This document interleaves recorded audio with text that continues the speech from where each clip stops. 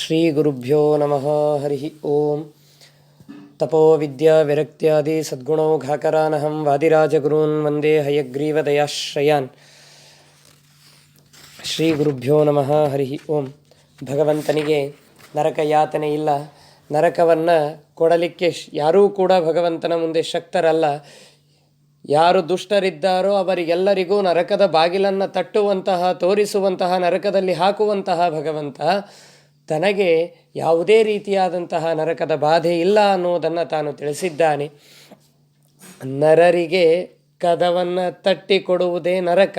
ಅಂತಹ ನರಕ ನಮ್ಮ ಭಗವಂತನಿಗೆ ಅಲ್ಲ. ಯಾಕೆ ಅಂದರೆ ಅವನು ನರನಲ್ಲ, ಮನುಷ್ಯನಲ್ಲ. ಆದ್ದರಿಂದ ಆ ಭಗವಂತ ಪುರುಷೋತ್ತಮನಾದಂತಹ ಭಗವಂತ, ಅವನಿಗೆ ಎಂದಿಗೂ ಕೂಡ ನರಕ ಯಾತನೆ ಸಲ್ಲ ಅಂತ ಹೇಳಿದ್ದಾರಲ್ಲ. ಇಂತಹ ಭಗವಂತನಿಗೆ ಅನೇಕ ರೀತಿಯಾದಂತಹ ಭಗವಂತ ತಪ್ಪುಗಳನ್ನು ಮಾಡಿದ್ದಾನೆ. ಮಹಾಭಾರತಗಳಲ್ಲಿ, ಭಾಗವತಾದಿಗಳಲ್ಲಿ ಕೇಳ್ತೇವೆ, ಸಮಂತಕಮಣಿಯನ್ನು ಕದ್ದಿದ್ದ ಅಂತ, ಅಥವಾ ಕೆಲವೊಂದು ತಾನು ಮಾಡಿದಂತಹ ತಪ್ಪುಗಳಿಗೆ ಪ್ರಾಯಶ್ಚಿತ್ತವನ್ನು ಮಾಡಿಕೊಂಡ, ಇದೆಲ್ಲ ಮಾತುಗಳನ್ನು ನಾವು ಕೇಳ್ತೇವೆ. ಪ್ರಾಯಶ್ಚಿತ್ತವನ್ನು ಮಾಡಿಕೊಂಡ, ಇದರ ಅರ್ಥ ನರಕದ ಭಯ ಇದ್ದಿದ್ದಕ್ಕೆ ತಾನೇ ಶ್ರೀಕೃಷ್ಣ ಪರಮಾತ್ಮ ಪ್ರಾಯಶ್ಚಿತ್ತವನ್ನು ಮಾಡಿಕೊಂಡ ಅನ್ನುವ ಪ್ರಶ್ನೆ ಬರ್ತದೆ. ಇದಕ್ಕೆ ಉತ್ತರ ವಾದಿರಾಜತೀರ್ಥ ಶ್ರೀಪಾದಂಗಳವರು ನೀಡ್ತಾರೆ. ಆದರೆ ನಮ್ಮ ಭಗವಂತನಿಗೆ ಯಾವುದೇ ರೀತಿಯಾದಂತಹ ದೋಷಗಳಿಲ್ಲ. ಆ ಭಗವಂತ ತಪ್ಪುಗಳನ್ನೇನೂ ಮಾಡೋದಿಲ್ಲ. ಯಾಕೆ ಅಂದರೆ ಇಡೀ ಭಗವದ್ಭಕ್ತರ ತಪ್ಪುಗಳನ್ನು ಪರಿಹಾರ ಮಾಡುವಂತಹ ಭಗವಂತ ಅವನು. ಬೆಳಗಿನ ಜಾವದಿ ಹರಿ ನಿನ್ನ ಸ್ಮರಣೆಯ ಹಲುಬಿಕೊಳ್ಳದ ತಪ್ಪು, ಮಲಮೂತ್ರ ವಿಸರ್ಜನೆ ಮೃತ್ತಿಕೆಯಲಿನ ಮಲಿನವ ತೊಳೆಯದ ತಪ್ಪು, ತುಳಸಿ ಗೋ ವೃಂದಾವನ ಸೇವೆಗೆ ಆಲಸವ ಮಾಡಿದ ತಪ್ಪು, ನಳಿನ ಸಖೋದಯ ಗರ್ಘ್ಯವ ನೀಡದ ಕಲಿವ್ಯಾಸಂಗದ ತಪ್ಪು, ತಪ್ಪುಗಳೆಲ್ಲ ಪರಿಹರಿಸುವ ನಮ್ಮಪ್ಪನಲ್ಲವೇ ನೀನು, ನಮ್ಮಪ್ಪನಲ್ಲವೇ ನೀನು. ಎಷ್ಟೋ ತಪ್ಪುಗಳನ್ನು ಮಾಡಿದರೂ ಕೂಡ ನಮ್ಮ ಎಲ್ಲರ ತಪ್ಪುಗಳನ್ನು ಪರಿಹಾರ ಮಾಡುವಂತಹ ಭಗವಂತ ತಾನು ತಪ್ಪುಗಳನ್ನು ಮಾಡಲಿಕ್ಕೆ ಸಾಧ್ಯ ಇದೆಯೇನು? ಸರ್ವಥಾ ಸಾಧ್ಯ ಇಲ್ಲ. ಆದರೂ ಕೂಡ ಭಗವಂತ ಪ್ರಾಯಶ್ಚಿತ್ತವನ್ನು ಮಾಡಿಕೊಂಡಲ್ಲ. ಇದರ ಒಳಮರ್ಮ ಏನು ಅಂತ ಕೇಳಿದ್ರೆ ವಾದಿರಾಜತೀರ್ಥರಂತಾರೆ, ನರಕವಾಳುವ ಯಮ ಧರ್ಮರಾಯ ತನ್ನ ನರಜನ್ಮದೊಳಗೆ ಪೊರಳಿಸಿ ಮರಳಿ ತನ್ನರಕದಲ್ಲಿ ಪೊರಳಿಸಿ ಕೊಲುವನು ಕುರು ನಿನ್ನ ಕುಹಕ ಕೊಳದಲ್ಲಿ ಶೋಭಾನೆ.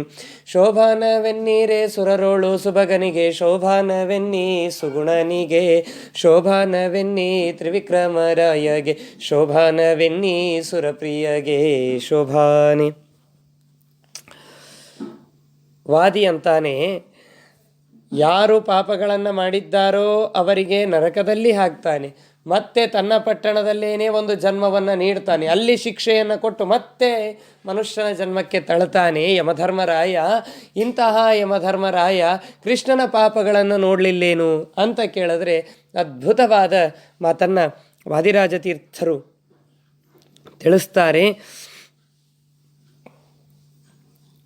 ಆ ಯಮ ತಾನೇ ಧರ್ಮರಾಯನಾಗಿ ಅವತಾರ ಮಾಡಿ ಅಕ್ಷೋಹಿಣಿ ಸೈನ್ಯವನ್ನು ಮಾನವನಾಗಿ ಅವತಾರ ಮಾಡಿದ ಮೇಲೆ 18 ಅಕ್ಷೋಹಿಣಿ ಸೈನ್ಯವನ್ನು ನಾಶ ಮಾಡಿದ.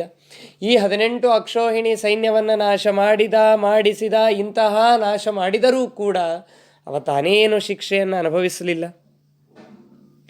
ತಾನು ಇಷ್ಟೆಲ್ಲ ಪಾಪಗಳನ್ನು ಮಾಡಿದ, ಇಷ್ಟು ಜನರ ಪ್ರಾಣ ಹತ್ಯೆಯನ್ನು ಮಾಡಿದಂತಹ ಪಾಪ, ಗುರುಗಳಾದಂತಹ ದ್ರೋಣ, ಭೀಷ್ಮ ಇವರೇ ಮೊದಲಾದಂತಹ ಎಲ್ಲರ ಪ್ರಾಣಹರಣವನ್ನು ಮಾಡಿದಂತಹ ಧರ್ಮರಾಯ ತಾನೇನಾದರೂ ನರಕವನ್ನು ಅನುಭವಿಸಿದ್ನೇನು?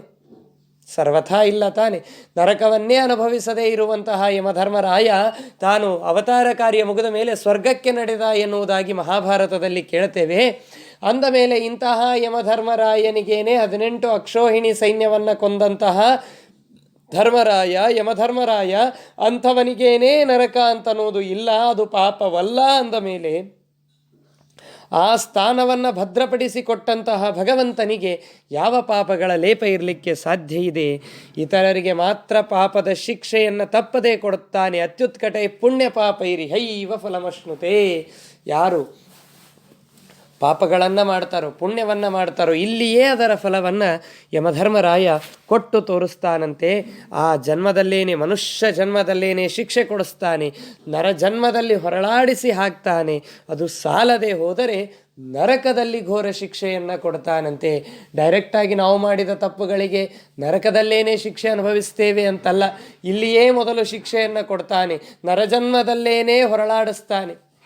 ಅದಕ್ಕೆ ದಾಸರಂತಾರೆ, ನರಜನ್ಮ ಬರುವುದೇ ಕಷ್ಟ, ಅದನ್ನು ಅರಿತು ನೋಡಲು ನಿಮಗೆ ವಿಪ್ರತ್ವ ಶ್ರೇಷ್ಠ, ಮರಳಿ ಬಹುದೇ ಉತ್ಕೃಷ್ಟ. ಇನ್ನೆಂದೂ ಬರದೇ ಇರತಕ್ಕಂತಹ ನರಜನ್ಮ ಇರುವಾಗ, ನಾಲಿಗೆ ಇರುವಾಗ, ನರಜನ್ಮ ಬಂದಾಗ ನಾಲಿಗೆ ಇರುವಾಗ ಕೃಷ್ಣ ಎನ್ನಬಾರದೆ ಇಂತಹ ಜನ್ಮವನ್ನು ನೀಡಿ ಆ ಜನ್ಮದಲ್ಲಿಯೂ ಭಗವಂತನ ನಾಮಸ್ಮರಣೆಯನ್ನು ಬಿಟ್ಟು ಎಷ್ಟು ಪಾಪ ಕೃತ್ಯಗಳನ್ನು ಮಾಡಿದರೆ ಈ ಜನ್ಮದಲ್ಲೇನೆ ಹೊರಳಾಡಿಸ್ತಾನಂತೆ. ಇಂತಹ ನರ ಜನ್ಮದಲ್ಲಿ ಹೊರಳಾಡಿದ್ದು ಸಾಲದೇ ಹೋದರೆ ಮಾತ್ರ ನರಕದಲ್ಲಿ ನಮಗೆ ಶಿಕ್ಷೆಯನ್ನು ಕೊಡ್ತಾನೆ. ಹೀಗೆ ಯಮಧರ್ಮನೇ ತನಗೆ ತಾನೇ ಶಿಕ್ಷೆಯನ್ನು ಕೊಟ್ಟುಕೊಳ್ಳಲಿಕ್ಕೆ ಸಾಧ್ಯ ಇಲ್ಲದೇ ಇದ್ದಾಗ 14 ಲೋಕಗಳನ್ನು ಆಳುವಂತಹ ಭಗವಂತನಿಗೆ, ಶ್ರೀಕೃಷ್ಣ ಪರಮಾತ್ಮನಿಗೆ ಯಮಧರ್ಮರಾಜ ನರಕವನ್ನು ತೋರಿಸಿದ, ನರಕಕ್ಕೆ ಹಾಕ್ತಾನೆ ಅಂತನ್ನೋದು ಎಷ್ಟರ ಮಟ್ಟಿಗೆ ಸರಿ?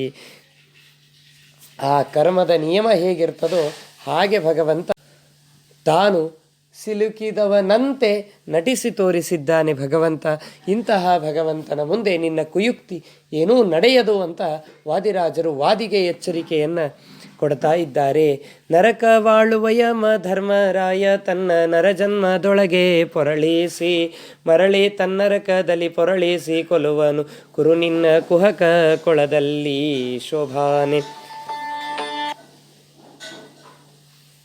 ಬೊಮ್ಮನ ಪ್ರಳಯದಲ್ಲಿ ತನ್ನ ರಸಿಯೊಡಗೂಡಿ, ಬೊಮ್ಮನ 100 ವರ್ಷ ಪರ್ಯಂತ ಪ್ರಳಯದಲ್ಲಿ ಸುಮ್ಮನೆಯಾಗಿ ಮಲಗಿಪ್ಪ, ನಮ್ಮ ನಾರಾಯಣಗೆ ಹಸಿತೃಷೆ ಜರೆ ಮರಣ ದುಷ್ಕರ್ಮ ದುಃಖಗಳು ತೊಡಸುವರೇ ಶೋಭಾನೆ. ಬ್ರಹ್ಮನ 100 ವರ್ಷ ಪರ್ಯಂತರದಲ್ಲಿ, ಬ್ರಹ್ಮನ ಆಯಸ್ಸು ಎಷ್ಟು ಅಂದರೆ 100 ವರ್ಷ. ಆ ಬ್ರಹ್ಮಪ್ರಳಯ ಆಗುವ ಆಯಸ್ಸು ಅಂದರೆ 100 ವರ್ಷನೇ. ಅಂತಹ 100 ವರ್ಷಗಳ ಪರ್ಯಂತರವಾಗಿ ಪ್ರಳಯ ಕಾಲದಲ್ಲಿ ಭಗವಂತ ಹಾಗೇ ಮಲಗಿರ್ತಾನಂತೆ, 87.5 ವರ್ಷಗಳ ಕಾಲ. ಅಷ್ಟು ವರ್ಷಗಳ ಕಾಲ ಮಲಗಿದರೂ ಮುಂದೆ ಲಕ್ಷ್ಮೀದೇವಿ ಬಂದು ಪ್ರಾರ್ಥನೆ ಮಾಡ್ತಾಳಂತೆ. ಮಲಗಿದಂತಹ ಭಗವಂತನಿಗೆ ಜಯ ಅಂತ ಪ್ರಾರ್ಥನೆ ಮಾಡಿದರೆ ಭಗವಂತ ಸೃಷ್ಟಿಯ ಕಾರ್ಯವನ್ನು ಆರಂಭಿಸ್ತಾನಂತೆ. ಭಗವಂತನಿಗೆ ನಿದ್ದೆ ಇದೆ ಏನು ಅಂದರೆ, ನಮ್ಮ ಭಗವಂತನಿಗೆ ನಿದ್ದೆ ಇಲ್ಲ, ನಿದ್ದೆ ಇದ್ದವನಂತೆ ನಟಿಸ್ತಾನೆ. ಇಂತಹ 100 ವರ್ಷಗಳ ಕಾಲ ಭಗವಂತ ತಾನು ನಿದ್ದೆಯನ್ನು ಮಾಡ್ತಾನೆ. ಬೈ ತನಕ ಊಟದ ಕೆಲಸ, ಉಂಡ ಮೇಲೆ ಶಯನ. ಪುರಾಣವಿಲ್ಲ, ಪುಣ್ಯಕಥೆ ಇಲ್ಲ, ಪಾರಾಯಣದಿ ಮನಸ್ಸಿಲ್ಲ. ತರೋಣ ಬರೋಣ ತಿಂದೋಗೋಣ, ಮಲಗೋಣ ಮತ್ತೇಳೋಣ.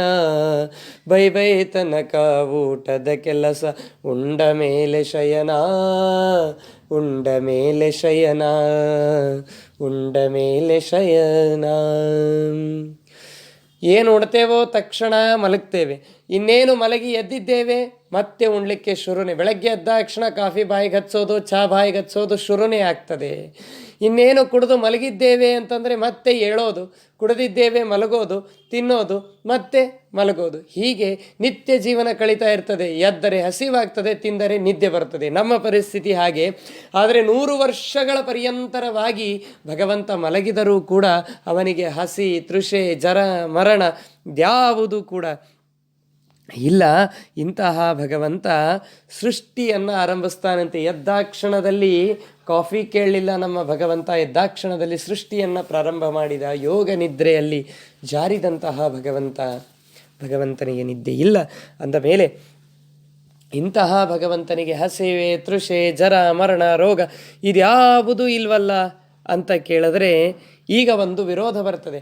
ಆಗ ಭಕ್ಷ ಭೋಜ್ಯವಿತ್ತು ಪೂಜಿಸುವ ಯೋಗಿಗೆ ಉಂಟೆ ಧನಧಾನ್ಯ ಅಂತ ಆ ಪದ್ಯದಲ್ಲಿ ಭಗವಂತನಿಗೆ ಭಕ್ಷ್ಯ ಭೋಜ್ಯಾದಿಗಳನ್ನು ನಿತ್ಯದಲ್ಲಿ ಯೋಗಿಗಳು ಸಮರ್ಪಣೆ ಮಾಡ್ತಾರಲ್ಲ ಅಂದಮೇಲೆ ಇಲ್ಲಾದರೂ ಹಸಿವೆ ಇಲ್ಲ, ತೃಷೆ ಇಲ್ಲ ಅಂತ ಹೇಳ್ತಾ ಇದ್ದೀರಿ. ಭಕ್ಷ್ಯ ಭೋಜ್ಯಗಳನ್ನು ಭಗವಂತ ತಿಂತಾನೆ ಅಂದರೆ ಹಸಿವಾದಾಗಲೇ ತಾನೇ ನಾವು ತಿನ್ನೋದು. ಹಾಗೆ ಭಗವಂತನಿಗೂ ಹಸಿವೆ ಇದೆ ಅಂತನ್ನೋದಾದರೆ ಇಲ್ಲ, ಭಗವಂತನಿಗೆ ಸರ್ವಥಾ ಹಸಿವೆ ಇಲ್ಲ. ಯಾಕೆ ಅಂದರೆ ಹಸಿವಾದಂತಹ ವ್ಯಕ್ತಿ ನಿದ್ದೆಯಲ್ಲಿ ಹೊರಳಾಡಬಹುದು, ಸುಮ್ಮನೆಯಾಗಿ ಮಲಗಿಪ್ಪ, ಏನೂ ಹೊರಳಾಡದೇನೆ, ತೊಂದರೆ ತೆಗೆದುಕೊಳ್ಳದೇನೆ ಆರಾಮವಾಗಿ ಭಗವಂತ ಯೋಗ ನಿದ್ರೆಯನ್ನು ಮಾಡ್ತಾ ಇದ್ದಾನೆ. ಲೀಲೆಗಾಗಿ ಭಗವಂತ ನಿದ್ದೆಯನ್ನು ಮಾಡ್ತಾ ಇದ್ದಾನೆ. ಇಂತಹ ಭಗವಂತನಿಗೆ ನಿದ್ದೆ ಇಲ್ಲ, ಹಸಿವೆ ಇಲ್ಲ, ತೃಷೆ ಇಲ್ಲ, ಜರ ಇಲ್ಲ, ಮರಣ ಇಲ್ಲ, ದುಷ್ಕರ್ಮಗಳು, ದುಃಖಗಳು ಇದ್ಯಾವುದು ಕೂಡ ನಮ್ಮ ಭಗವಂತನಿಗೆ ಇಲ್ಲ ಎನ್ನುವುದಾಗಿ ಸ್ಪಷ್ಟ ಮಾಡ್ತಾ ಇದ್ದಾರೆ. ಬೊಮ್ಮನ 100 ವರ್ಷ ಪರ್ಯಂತ ಪ್ರಳಯದಲ್ಲಿ ಸುಮ್ಮನೆಯಾಗಿ ಮಲಗಿಪ್ಪ, ನಮ್ಮ ನಾರಾಯಣಗೆ ಹಸಿತೃಷೆ ಜರಮರಣ ದುಷ್ಕರ್ಮ ದುಃಖಗಳು ತೊಡಸುವರೇ ಶೋಭಾನೆ. ರಕ್ಕಸರಸ್ತ್ರಗಳಿಂದ ಗಾಯ ಒಡೆಯದ ಅಕ್ಷಯ ಕಾಯದ ಶ್ರೀಕೃಷ್ಣ, ತುಚ್ಛ ಯಮಭಟರ ಶಸ್ತ್ರ ಕಳಕುವನಲ್ಲ, ಹುಚ್ಚನಿ ಹರಿಯ ಗುಣವರಿಯ ಶೋಭಾನೆ. ಕೋಟಿ ಕೋಟಿ ಕೋಟಿ ಕೋಟಿ ಜನರು ಏಕಕಾಲದಲ್ಲಿ ಭಗವಂತನ ಮೇಲೆ ಆಕ್ರಮಣ ಮಾಡಿದರೂ, ಶಸ್ತ್ರಾಸ್ತ್ರಗಳನ್ನು ಬೀಸಿದರೂ ಭಗವಂತನಿಗೆ ಯಾವುದೇ ರೀತಿಯಾದಂತಹ ತೊಂದರೆ ಇಲ್ಲ. ಅವಿನಾಶಿಯಾದಂತಹ ಭಗವಂತ, ಗಾಯ ಅನ್ನೋದು ಭಗವಂತನಿಗೆ ಇಲ್ಲವೇ ಇಲ್ಲ. ಯಾರು ಶಾಸ್ತ್ರಗಳಿಂದ ಭಗವಂತನನ್ನು ಯಜಿಸ್ತಾರೆ, ಅದಕ್ಕಾಗಿ ಗಾಯ ಅಂತ ಕರೀತಾರೆ. ಅಂತಹ ಭಗವಂತ ತಾನಿಗೆ ಎಂದಿಗೂ ಕೂಡ ಭಗವಂತನಿಗೆ ಗಾಯ ಇಲ್ಲ. ಇಂತಹ ಶ್ರೀಕೃಷ್ಣ ಪರಮಾತ್ಮ ಅಲ್ಪಶಕ್ತಿ ಉಳ್ಳಂತಹ ಯಮಭಟರ ಶಸ್ತ್ರಗಳಿಗೆ ಹೆದರ್ತಾನೇನು? ತಿಳಿದಂತೆ ಶಸ್ತ್ರಗಳನ್ನು ಧಾರಣೆ ಮಾಡಿದಂತಹ ಭಗವಂತ ಕೋಟಿ ಕೋಟಿ ಶಸ್ತ್ರಗಳನ್ನು ಧಾರಣೆ ಮಾಡಿದ್ದಾನೆ. ಸಹಸ್ರ ಶೀರ್ಷ ಪುರುಷ ಸಹಸ್ರಾಕ್ಷ ಸಹಸ್ರಪಾತ್, ಅನಂತ ಆಯುಧಗಳನ್ನು ಭಗವಂತ ತಾನು ಕೈಯಲ್ಲಿ ಹಿಡಿದಿದ್ದಾನೆ. ಧ್ಯಾಯೇ ನೃಸಿಂಹ ಮರುರುತ್ತರ ವಿತ್ರಿನೇತ್ರಂ ಜಾನುಪ್ರಸಕ್ತಕರ ಯುಗ್ಮ ಮಥಾಪರಾಭ್ಯಾಂ ಚಕ್ರಂ ದರಂಚ ದತತಂ ಪ್ರಿಯ ಸಮೇತಂ ತಿಗ್ಮಾಂಶು ಕೋಟ್ಯಧಿಕ ತೇಜ ಸಮಗ್ರ್ಯ ಶಕ್ತಿಂ. ಅಂತಹ ಭಗವಂತ, ಕೋಟಿ ಕೋಟಿ ಆಯುಧಗಳನ್ನು ಧಾರಣೆ ಮಾಡಿದಂತಹ ಭಗವಂತ ಈ ಯಾವ ಯಮಭಟರ ಚಿಕ್ಕ ಚಿಕ್ಕ ಅಸ್ತ್ರಗಳಿಗೆ ಹೆದರಲಿಕ್ಕೆ ಸಾಧ್ಯ ಇದೆ ಏನು? ಭಗವಂತನ ಗುಣದ ಮಹತ್ವ ನಿನಗಿನ್ನೂ ಅರಿವಾಗಿಲ್ಲೋ ಮೂಢ ಎನ್ನುವುದಾಗಿ ವಾದಿಗೆ ಬೈತಾ ಇದ್ದಾರೆ. ರಕ್ಕಸರಸ್ತ್ರಗಳಿಂದ ಗಾಯ ಒಡೆಯದ ಅಕ್ಷಯ ಕಾಯದ ಶ್ರೀಕೃಷ್ಣ, ತುಚ್ಛ ಯಮಭಟರ ಶಸ್ತ್ರ ಕಳಕುವನಲ್ಲ, ಹುಚ್ಚ ನೀ ಹರಿಯ ಗುಣವರಿಯ ಶೋಭಾನೆ. ಶ್ರೀಕೃಷ್ಣ.